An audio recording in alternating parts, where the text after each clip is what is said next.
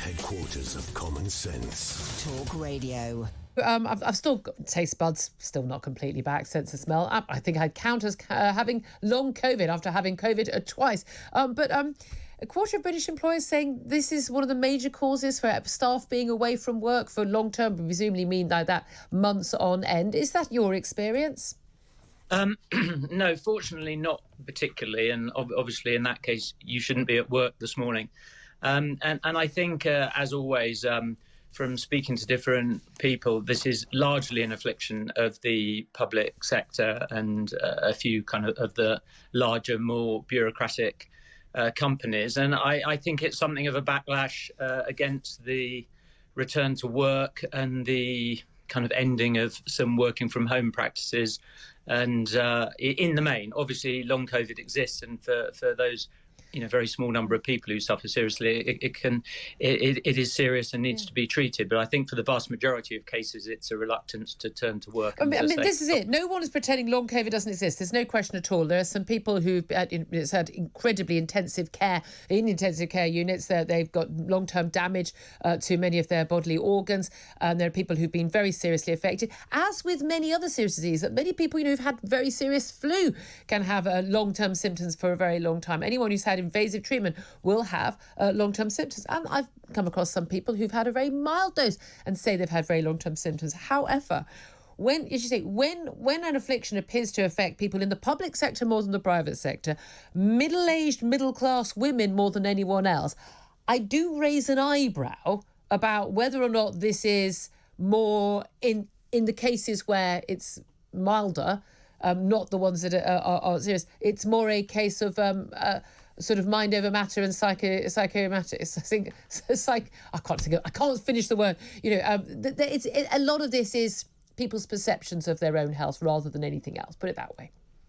Yes, and I think that the more serious issue is that working from home and being locked down and being cut off from people for an extended period damages people's mental health in a way that getting back to seeing people and mixing people and facing up to the real world becomes a lot more difficult. And anybody who had kind of any sort of social anxiety or anything beforehand, that has been exacerbated by the government measures that were put in place. Yeah. And I think the vast majority of what you're seeing in the reluctance to come back to the office is people thinking, I can't face the office and I don't want to go back to the office. And, these are predominantly mental health issues. And I think, this is a very dangerous thing. And it all links into the working from home, because we know that while it might appear efficient in many cases, and some jobs it does work, but while it might appear efficient, it appears you're being productive, you're answering emails, you're joining Zoom calls. Yeah. The reality is that human beings, are more productive when they work together, and we can show this from numerous studies. But more importantly, probably, is people are much happier working in a community, living in a community, being with other people. And if you deprive them of that for a long period, they become nervous about going back. Absolutely. I am absolutely amazed by the number of people who want to, any opportunity to work from home. I can understand, working home on a Friday or a Monday, how lovely, you get to a bit of a longer lie-in, lovely. But in terms of long term, I think people need to be with other people. And this is part of the issue, isn't it? I mean, some of the symptoms that are associated with this, some of them are very serious, people being utterly debilitated. But the vast majority, it's things like fatigue, brain fog, memory issues, headaches. I've got to be honest with you, I suffer from all of those every single day. Now, is that simply the fact I get up early for work, got builders in for the last 6 months? Long story. What else is it down to? There's an awful lot of the symptoms which people now associate with long COVID and are being flagged as long COVID symptoms, which in another study where you have a survey of people, and these are always self-selecting, by the way, most people haven't been diagnosed with anything. If you ask, 100 people who've had COVID, do you have any of these symptoms? They'll say yes, yes, yes. And they go, well, that's long COVID. If you ask 100 people who've never had COVID, do they suffer from those symptoms? I believe in one survey found actually very similar numbers. There's just a percentage of people in the country who suffer from these symptoms on a regular basis, whether they've had COVID or not. Yes, I think there's a considerable underestimate by government, the medical establishment, perhaps, about how often people in their normal lives suffer things like headaches. And most people suffer headaches from time to time. Some people suffer them a lot, for example. I think what is still the largest study of this, which was conducted in the US last year, which is some 300,000 post-COVID patients versus 300,000 members of people who did not have COVID, normal members of society, sort of matched for age and social status and so forth, did find exactly what you say, that for other than those who had been hospitalised, the instance of long COVID, when you measured it against a properly matched control group, 300,000 people, was incredibly rare and no greater than other lower respiratory raises a lot of questions, doesn't it? The key thing is we know that long COVID has always been wheeled out whenever cases are lower, whenever we're told, OK, we're through this wave, we can get back to normal. Then we suddenly hear lots of people who are demanding lockdowns whenever they can get away with it, saying, but what about long COVID? What about long COVID? So even when, for instance, they claim that our children are greatly at risk, we should have schools closed, or we should have them all masked up all the time, sitting in bubbles behind plastic screens, in Scotland, doors shaved off the bottom.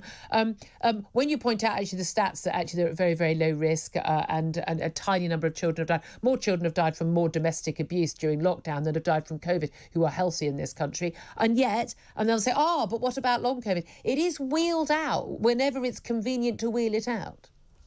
Yes, I think the kind of proper zero COVID nutcases are finally on the run, as it were. I mean, I don't think they are. I think they'll be back. We'll have another wave and they'll be back.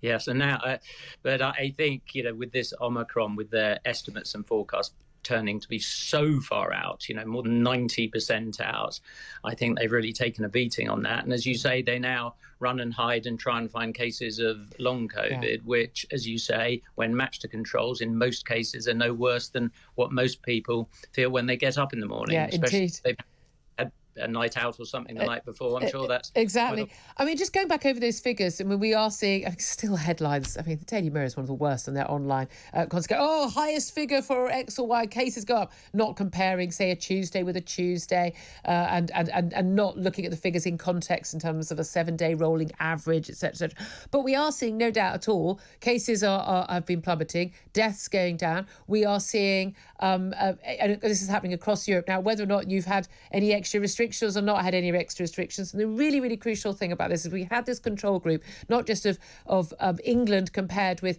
what's happening in Europe with these massively strict restrictions and lockdowns and vaccine passports and mandates and the like, but us against Scotland and Wales with the masks and the vaccine passports. There is no doubt at all right now. You cannot claim that those measures are what brings down cases when we had none of those restrictions.